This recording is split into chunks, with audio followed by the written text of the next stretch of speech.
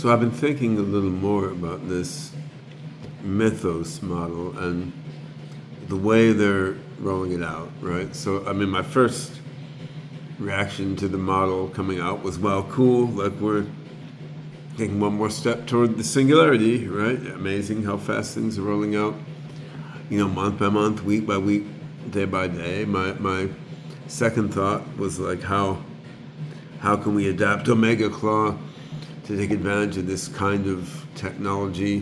What does it mean for ASI chain? But now I started to think about, like, what is this glasswing thing? Like, why are we taking this new technology and giving initial privileged access to a few big tech companies, right? So this is being done with a story of safety, right? Like, these big tech companies they're making so many of the products that we all use, so of course we want to make sure they can fix bugs in these products. We don't want people hacking into our Gmail account or our online banking or something, right? But when you think about it more, the strategy of going first to big tech and then everyone else, eventually, this seems really more like a strategy for Anthropic to position itself at the center of the modern tech ecosystem than like something really looking out for the good of the world. And I do believe on the whole, the Anthropic founders and leaders are good-hearted, beneficial people. They're looking out for the good of the world, right? But on the other hand, they're a for-profit company that they've got certain very clear corporate goals, and that seems to be pretty important to the strategy that we see them rolling out now, right? So, I mean, if you really want to secure critical infrastructure and make sure that Mythos is used for the common good, I mean, sure, give Microsoft and Google early access to scan their code bases, right? But, I mean, what about all the other open source code which is running the whole internet, right? I mean, what about some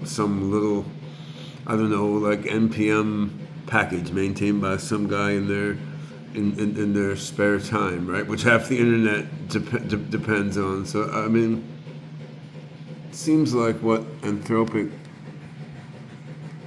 could have done and could be doing right now is like figure out how to give access to this Mythos cybersecurity wizard software, right? Give access to everyone who has written important pieces of software, let them apply it to their own software first, right? And I mean, then let them use it to find and then fix the bugs in their own software.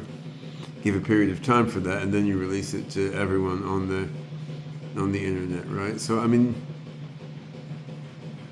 I see why this isn't trivial to do. Like, people could spoof and lie and pretend that they owned or had written some software that they hadn't. But you could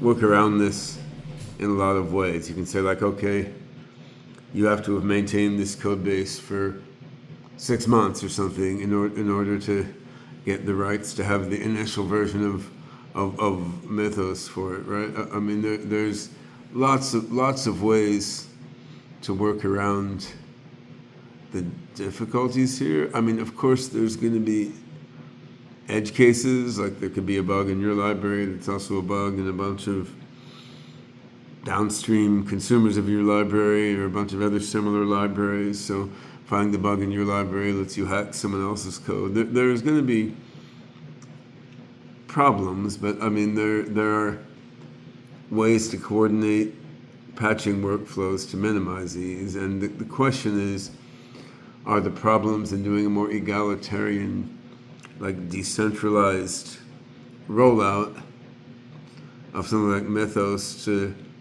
the software developers of the world, are the costs there worse than the cost of just giving this to a few big tech companies first and letting them patch all their software and then leaving everyone else to be fucked when Mythos is more more widely released, or other similar Chinese knockoffs are more widely released, right? I mean, you're basically looking here at enterprise privileging their biggest potential enterprise customers while making it sound like what they're doing is just being safe, looking out for the good of the world. I mean, I wouldn't say they're being extremely bad actors, but they're kind of gaslighting us, right?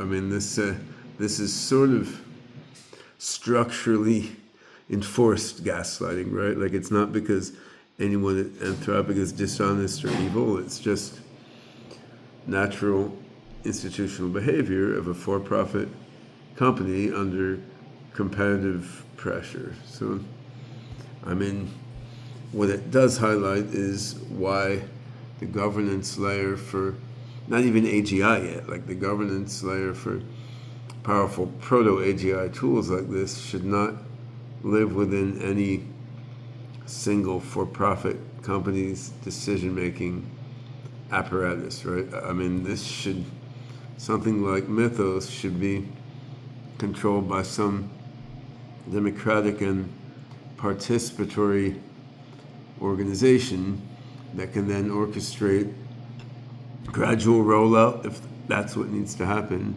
in a way that benefits everyone on the planet as much as possible, every software developer on the planet, every software user and owner on the planet, right? And it's not really what we see here, right? What we see here is, sure, Anthropic wanting to avoid, cybersecurity Armageddon, right? But they want to do it in a way that bolsters their own corporate profits and positioning by privileging the enterprise customers that they want to make more money from, instead of biting the bullet and trying to figure out a way to let everyone benefit from this more equally, right? Now, if we had something like ASI chain rolled out and running software on the internet, right? Running most of the software on the internet. I mean, this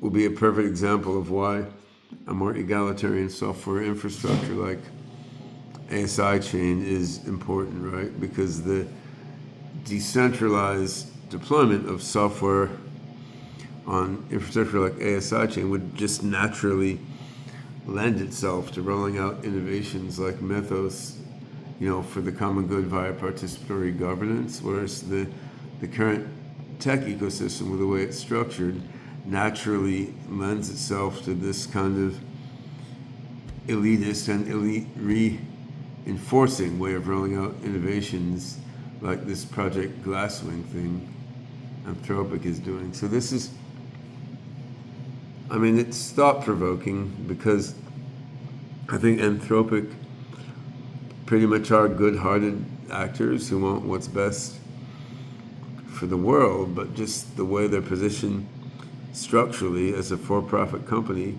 fighting with other for-profit companies, many of which have very similar technologies to what they have. I mean, this leads to this sort of behavior of like, I don't know what to call it, like oligopoly-washing or something, right? Like doing stuff to reinforce the AI oligopoly and the economic oligopoly in the guise of safety, when there's other ways to pursue possibly greater safety that are slightly more complicated, but will be far more participatory, egalitarian, and probably more for the overall common good.